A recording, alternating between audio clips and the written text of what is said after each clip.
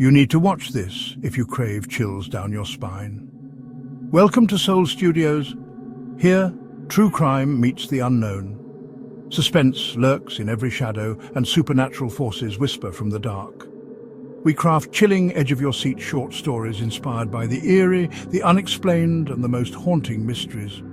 3 new stories drop every week, each one darker than the last. Are you ready to step inside? Subscribe now before the next story finds you.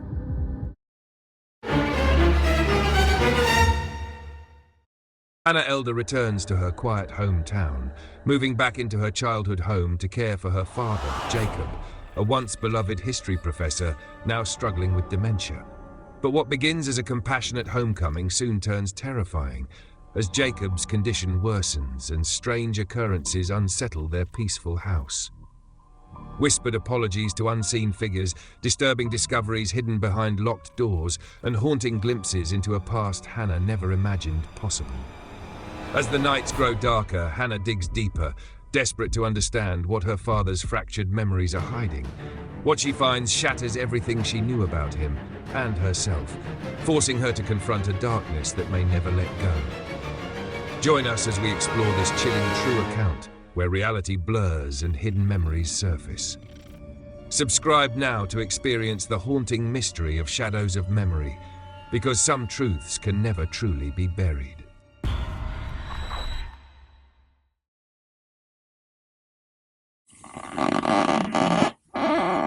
I woke with a start to the sound of a floorboard groaning just beyond my bedroom door. In the dense hush of our old house, even the smallest sound rips through the dark. My heart kicked in my chest as I blinked awake and instinctively reached for the lamp, but I stopped. Over the threshold, in the murky slice of the hallway light, a tall silhouette stood utterly still, watching me. For a split second, I thought I was still dreaming, but as my eyes adjusted, I recognized the shape, the broad shoulders, the unruly hair. It was my father. He should have been asleep in his own room, but there he was, looming at the foot of my bed at 3 a.m. "Dad!" I whispered, my voice barely a breath. He didn't answer. I could hear his breathing, ragged and strange. He took one slow step forward into a sliver of moonlight. His face emerged from the shadows, and I saw that his eyes were unfocused, almost entirely white. A chill cascaded down my spine. He took another step. A floorboard squealed under his weight. "Why are you up?"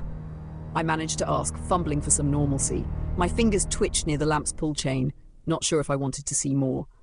In a voice as thin and papery as old newsprint, my father murmured, "Emily, don't cry, I'm so sorry." My blood turned to ice. "Emily? That wasn't my name. My name is Hannah."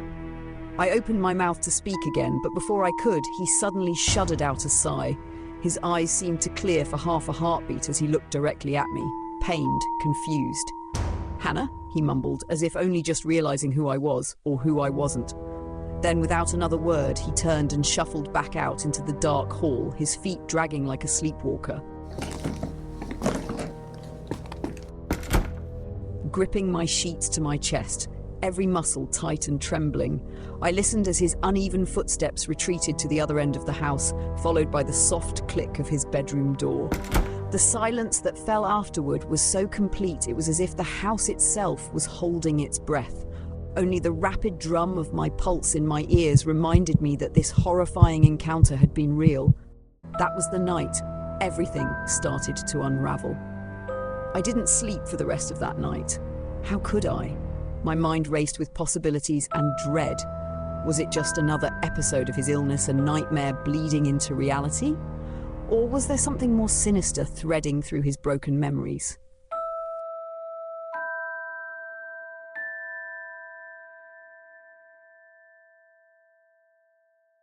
To make sense of that unnerving moment, you need to understand who my father was before the disease.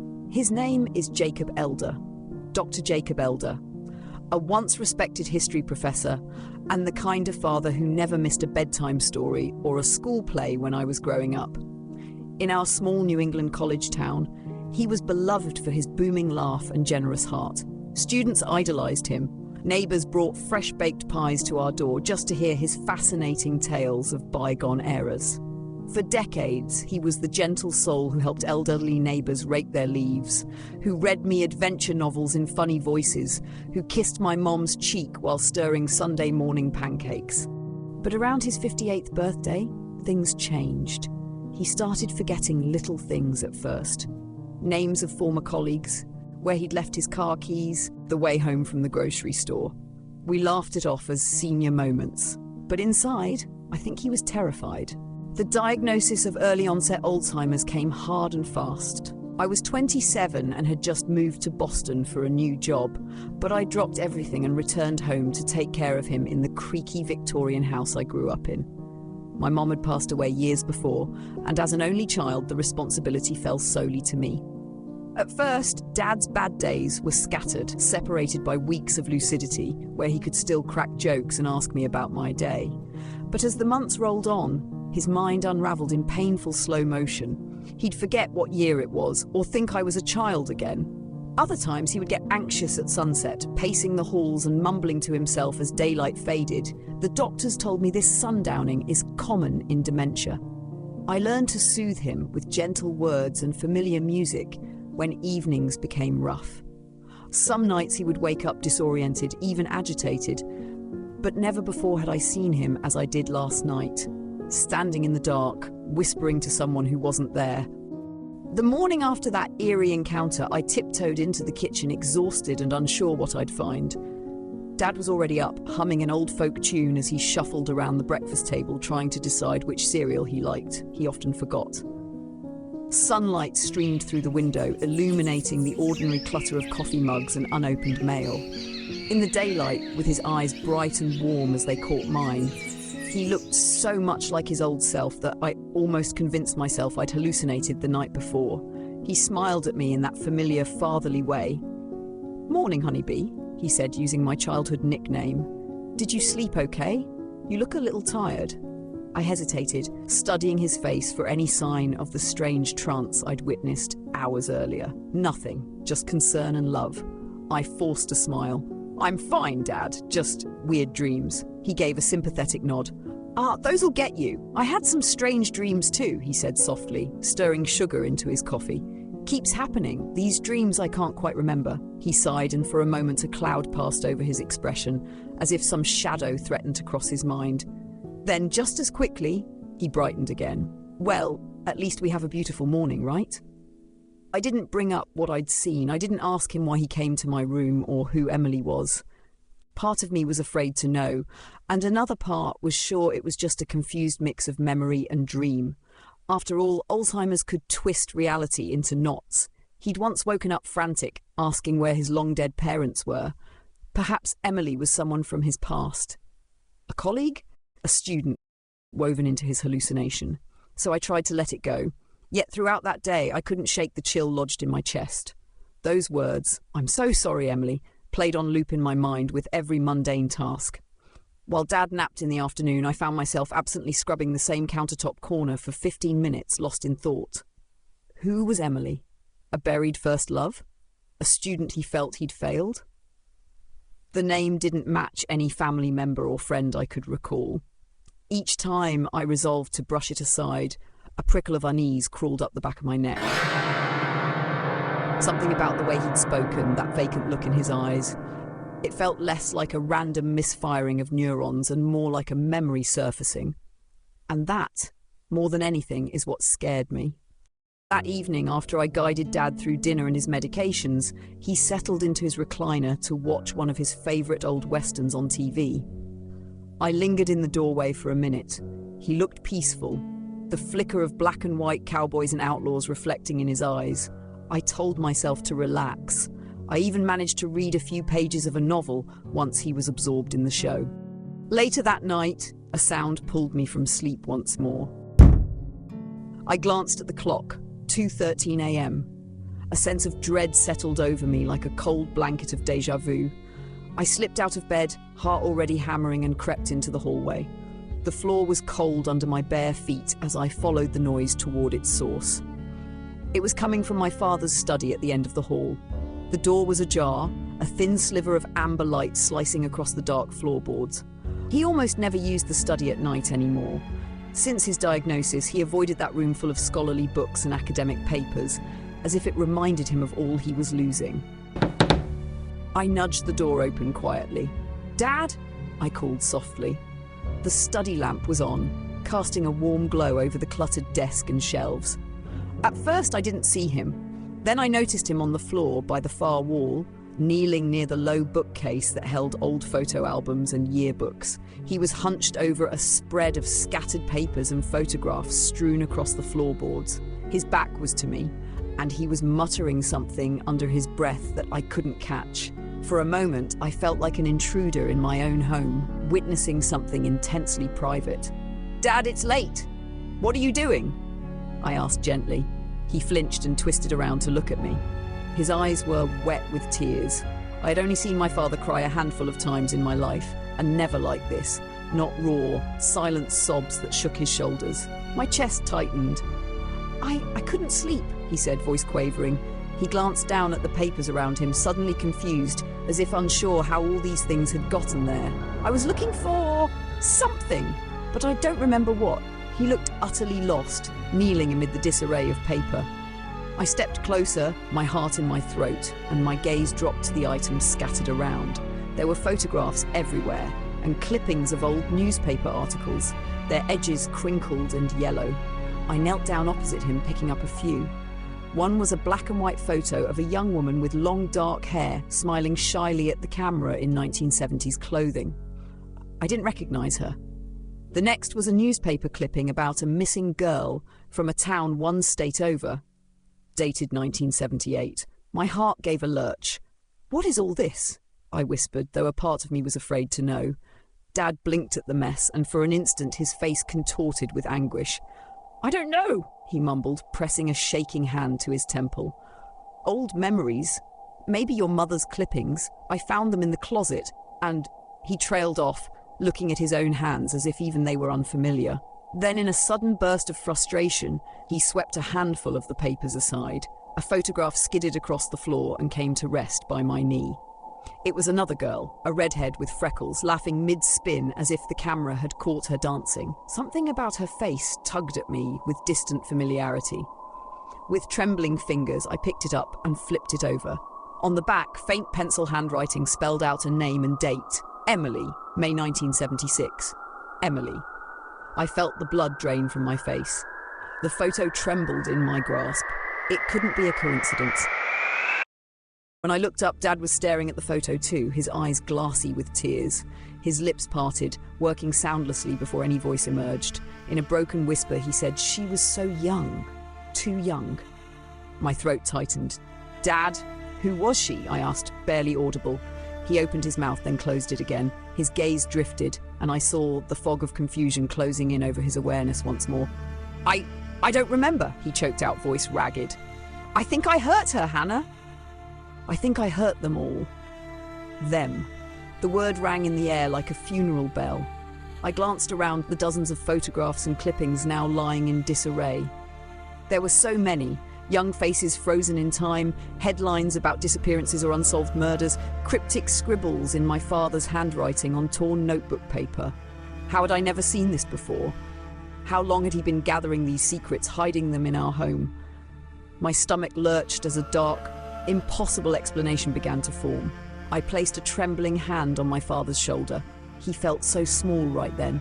"Dad, why do you have these?" I asked, a tremor in my voice. He scrubbed both hands over his face as if trying to wipe away a nightmare. "I don't know," he whimpered. "I don't know, Hannah. Sometimes I just find them. I don't know why." His tone was pleading, desperate to be believed, and that frightened me even more. He truly didn't remember, at least not fully, but some part of him, buried deep, certainly did. Carefully, I helped him to his feet. "Come on, let's get you back to bed," I said, mustering a steadiness I did not feel. He leaned against me, suddenly frail and unsteady as a child. At the doorway, he paused, gripping the frame. His eyes met mine, wide and scared.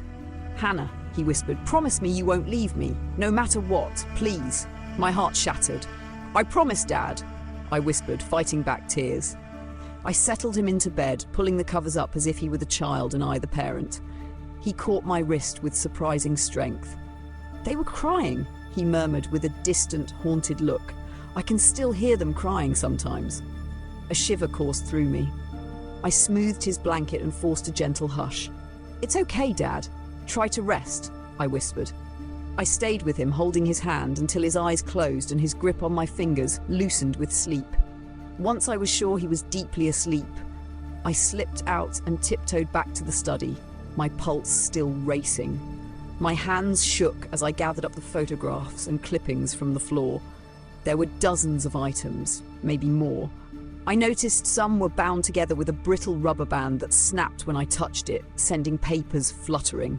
I cursed under my breath and hastily stacked everything into a shoebox I found tucked under the desk. Each glimpse I caught as I cleaned up made my stomach twist tighter. A headline, "Local teen still missing. Search continues." A grainy colour photo of a woman in a college graduation gown, smiling proudly. A Polaroid of a brunette at a bus stop, candid and unaware of the camera. A hand-drawn map with 3 X's marked in 3 different states. And the notes. Scribbled in the margin of an old lecture itinerary I found was a list of first names, dates and places. Emily, May 1976, Hadley. Susan, Oct. 1979, Franklin.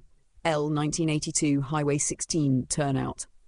On and on it went, a decades-long, crisscrossing trail of something unspeakable. I felt lightheaded as the reality set in. I sank into Dad's desk chair, the shoebox of secrets on my lap. My fingers traced the edges of a yellowed clipping. It mentioned a travelling history lecturer being in town the same week a girl vanished.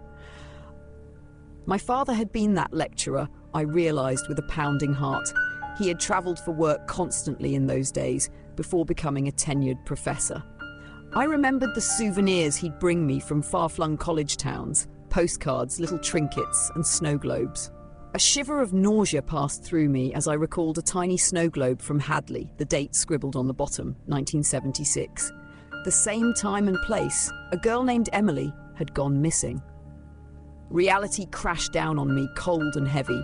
These weren't just random papers. They were pieces of lives and evidence of deaths. The man I knew as my father had a hidden life shrouded in violence and lies. He had been a predator, stalking the innocent under cover of scholarly trips, and for decades he'd gotten away with it. I clamped a hand over my mouth, tears of shock blurring my sight. It felt as if the walls were closing in. Through the ringing in my ears, I heard the old grandfather clock in the hall chime 3 times. Each chime made me flinch. I wanted to scream or be sick or both. Instead, I forced myself to swallow down the rising panic. I had to stay composed at least long enough to get help. I slid the last of the evidence into the shoebox and crept back to my bedroom with it clutched against my chest. I didn't want these gruesome pieces of the past anywhere near my father. That night, for the first time in my life, I locked my bedroom door. Then I shoved the shoebox under my bed, hiding it as if that could keep the truth from breathing down our necks. Sleep was out of the question. I sat on my bed in the darkness for hours, knees drawn up, eyes fixed on the faint line of light under the door.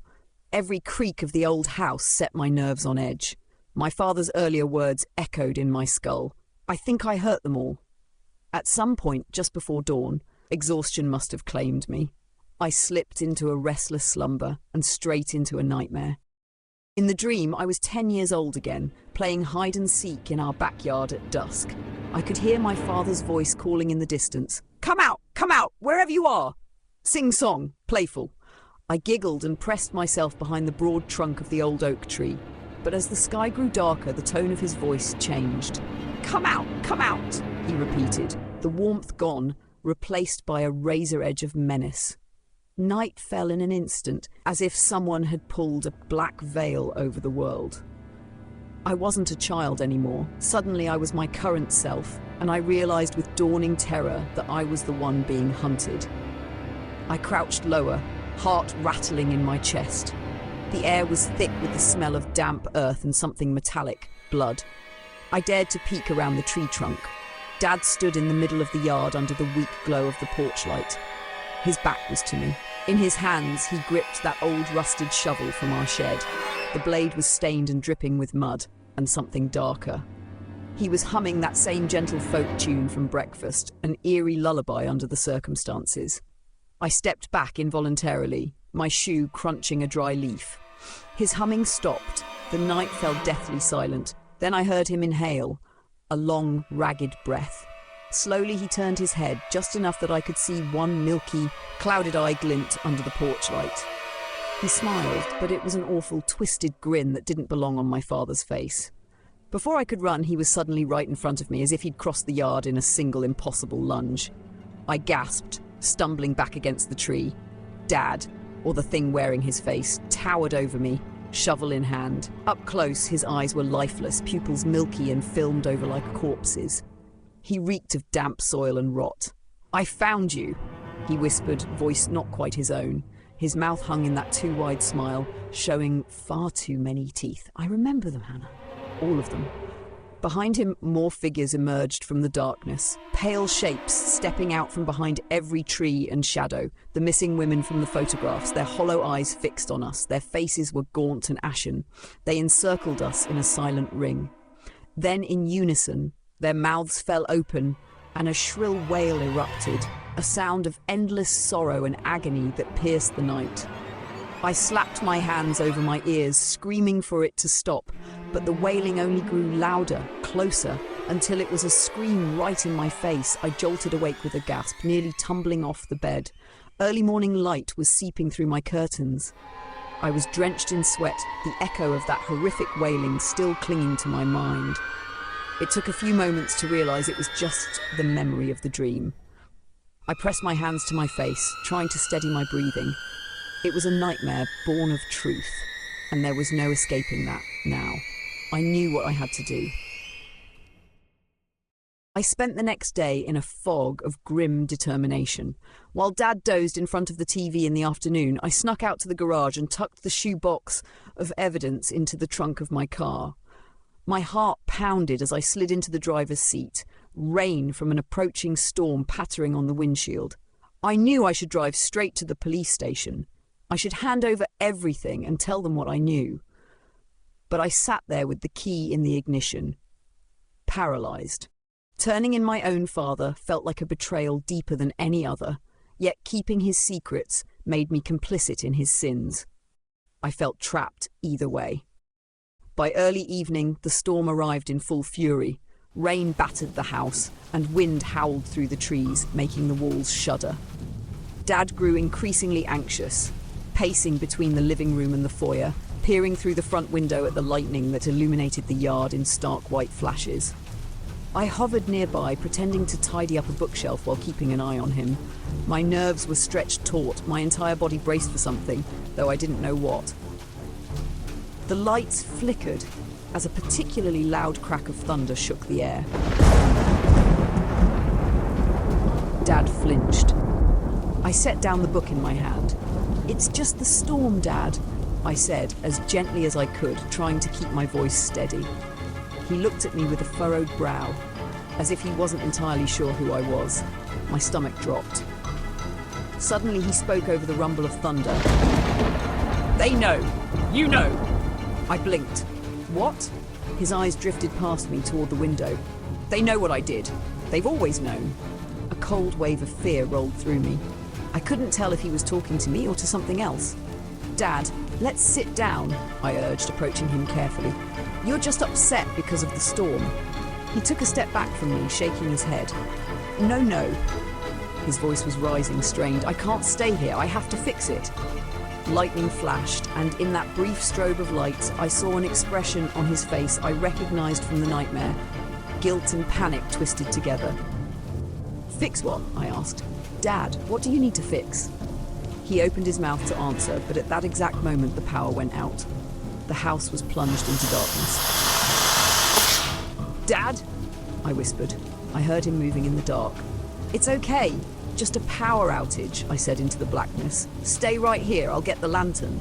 My fingers fumbled along the wall for the console table where we kept an emergency flashlight. Thunder boomed again, and in the flicker of lightning through the windows, I saw Dad's silhouette bolt past me, toward the foyer. "Dad, wait!" I shouted. By the time I grabbed the flashlight and clicked it on, he was gone. The front door was wide open, rain blowing in across the threshold. My heart lurched.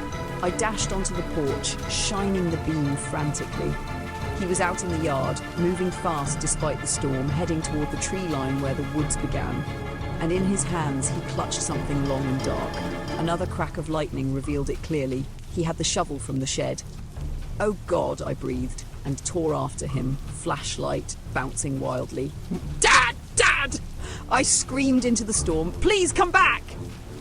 He disappeared among the swaying pines. I splashed through mud and tall grass, branches whipping at my arms as I followed. My pulse roared in my ears. The flashlight's beam zigzagged crazily over tree trunks. Finally, I caught up to him in a small clearing, the very same clearing with the rotted cherry tree stump. He was standing over it, shovel driven into the ground beside him. He had already begun to dig, wet earth flying with each thrust of the blade. I stepped into the clearing, panting. "Dad, stop!" I cried. He didn't seem to hear me. He kept gouging at the soil, which by now was more mud than dirt. The rain plastered his hair to his skull. His pajamas were soaked and clinging to his thin frame. "They're here," he mumbled between grunts of exertion. "They're all here. I have to bury them deeper this time, so I can't hear." His words dissolved into a sob. He let the shovel fall from his grasp and dropped to his knees in the muck, clawing desperately at the ground with his bare hands as if trying to shove the mud back into a grave. The flashlight beam shook in my hand. There was nothing there, of course. No bones, no bodies, not that I could see. But in his mind, who knew what horrors he was reliving? Cautiously, I approached and knelt beside him. The rain pounded us mercilessly. "Dad?" I said softly, placing a hand on his shoulder. "There's nothing here. It's okay. Let's go inside, please. You'll get sick out here." He turned to look at me. Mud streaked across his face like war paint. His eyes brimmed with despair. "I can't make them quiet," he wailed over the storm's din. "I hear them every night, Hannah. Under the floorboards, in the walls, they cry, and I can't make it stop." His fingers dug into the earth again, filthy and frantic. In that moment, I broke. Seeing him like this, utterly destroyed by the very memories he'd forgotten by daylight, was worse than any nightmare. I grabbed his wrists firmly. "Dad, listen to me," I pleaded, forcing him to face me. "There's no one here. No one is crying now. It's just you and me. Do you understand? It's just us." His body shook as he fought for breath, rainwater and tears mingling on his cheeks. Lightning flickered overhead, and in that flash I saw clarity return to his eyes. For a heartbeat, he was my dad again, fully present. He sagged into my arms, defeated. "I'm sorry," he whispered. "Hannah, I'm so sorry. I never wanted you to know any of this." My throat tightened with emotion. "I know," I whispered back. "I know, Dad." I held him close, cradling his head against my shoulder as he wept. Thunder rumbled in the distance now, the storm moving on. We stayed kneeling in the mud for a long minute, clinging to each other. "I'll help you," I found myself saying. "We'll tell the police together. You can tell them what you remember. Maybe it will help you sleep, knowing it's finally over." I wasn't sure if I believed what I was saying, but it felt like the right thing, maybe the only thing to do. He pulled back slightly and looked at me with weary eyes. He nodded faintly. "It's time," he murmured. "I don't have much left in me, but I can do that. For them. For you." I helped him to his feet. He was unsteady, and I ended up half carrying him back through the dripping woods toward home. We left the shovel behind, protruding from that half-daft dug patch of earth like a marker of our sins. In the days that followed, I did what had to be done. With my father by my side, frail but determined, we turned the shoebox of evidence over to the authorities and told them everything. Investigators from 3 counties listened in astonishment as I recounted how I discovered the truth, and as my father, in halting, broken recollections, confirmed his role in the decades-old murders. He couldn't remember all the details. In fact, he remembered very little once the adrenaline of that stormy night faded. But the contents of that shoebox, cross-referenced with old case files, told the story he no longer could. Jacob Elder, beloved professor, husband, father, had been the monster responsible for at least 12 unsolved murders, the earliest dating back to 1975, the latest in 1992. The news hit our town like a bomb. People who had known him for years, who had attended his lectures or borrowed sugar from him on Sundays, were stunned beyond words. So was I, even though I was the messenger of it. The police unearthed long-forgotten evidence, retesting DNA that now, decades later, could be matched to my father. There was no doubt. He did those terrible things. My father's deteriorating mind spared him from prison, but not from consequences. He was declared unfit to stand trial due to his advanced dementia and was remanded to a secure psychiatric care facility for the criminally insane, where he'd spend the rest of his life under care and guard. When they came to transport him, he went peacefully. I think on some level he welcomed it. Punishment, even if it was just living out his days in a locked ward, was something he felt he deserved. I visited him a week after he was admitted. He sat in a plain white room by a window with bars. When he saw me, he smiled brightly and beckoned me over. "Do I know you, dear?" he asked kindly as I took a seat. My chest constricted. In that moment, he didn't recognize me at all. "It's Hannah, Dad," I said softly. He blinked, then laughed in that genial way of his. "Oh, of course, Hannah! My sweet girl, how are you?" He patted my hand like nothing at all had happened, like he was just a normal father and I was just a normal daughter on a normal day. I think that was the moment it truly hit me. The man who had confessed in the rain, who had cried out for forgiveness, was gone. Maybe gone for good. In his place was a gentle, confused soul who would live out his remaining time blissfully unaware of the horror he'd wrought. He doesn't remember what he did. He doesn't remember that he was ever anything but a loving father and a scholar. In a way, that's a mercy for him. But for me, every memory is sharp and clear. The images of those photographs, the feeling of his hands shaking in mine, the terror of seeing him standing at my bed in the dead of night, I carry all of that now alone. I barely survived that night, and in some ways I'm still trapped in its darkness, haunted by the silhouette in my doorway and the horrors that followed.